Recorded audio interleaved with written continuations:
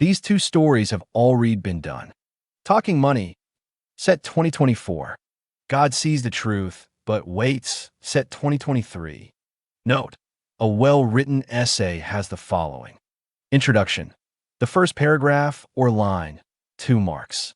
Body, contains 4 well-illustrated points, each carrying 3 marks, i.e., 3 times 4 is equal to 12 marks. Conclusion. The last paragraph or line, 2 marks. Grammar and presentation equals 4 marks total equals 20 marks. Remainder. Most of these essays contain more than 4 illustrated points in the body.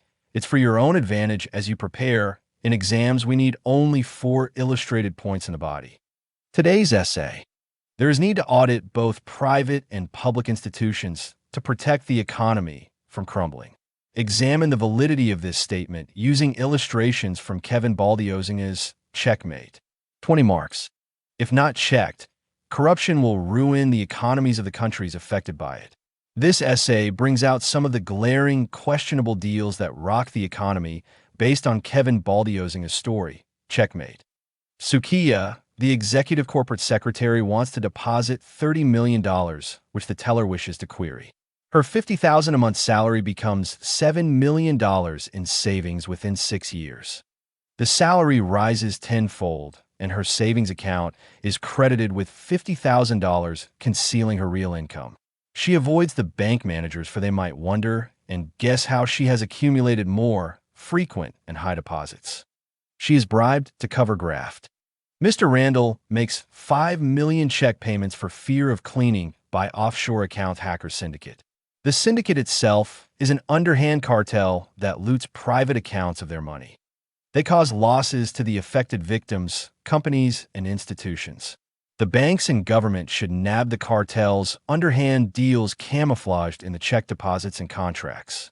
Sukiya checks her private records before seeing Randall and schemes how to dodge legal investigations. She fancies a luxurious life, having huge sums of money at her disposal. Thriving in wealth, the poor girl, suddenly turned prosperous, is delighted with her accumulation. This calls for an audit into the source of her sudden wealth. As Randall's corporate secretary, Sukiya draws up contracts, studies conveyances, and writes legal opinions. She is handsomely paid to create loopholes. For instance, she undervalues by 50% the sale of the methanol company to the Chinese government. She is paid to keep quiet on the Chinese methanol deal, in which they consider bribe part of the protocol. When Sukiya finds herself in trouble with the records, she attempts to offer herself onto Randall. Through the valuation report, Sukiya signs without reading it properly or because she is told by Randall to do so. She is used as a conduit for Randall's fraudulent deals. Further, Randall himself forges his own signature using Sukiya's pen. This betrayal sharply undercuts her and compromises integrity.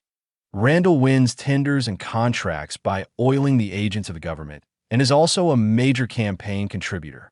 This means there is a lack of transparency and accountability in the manner in which government processes are carried out. Aware of cunning criminals hacking, Randall hopes to conceal fraudulent secrets in cryptographical codes, but it dawns on him that it can also be used to reveal them. Sukiya and her checkmate, Randall, are trapped thanks to her cyberspace technology skills. Moreover, Margaret, Randall's executive assistant, is paid more than most managers in the company's subsidiaries. She knows more about Randall's dealings, including Sukiya, hence, she gets the preferential payment. In conclusion, it is clear that financial deceits are committed through loopholes. Both inadvertent and deliberate frauds could be averted and the perpetrators brought to book if genuine audit is done.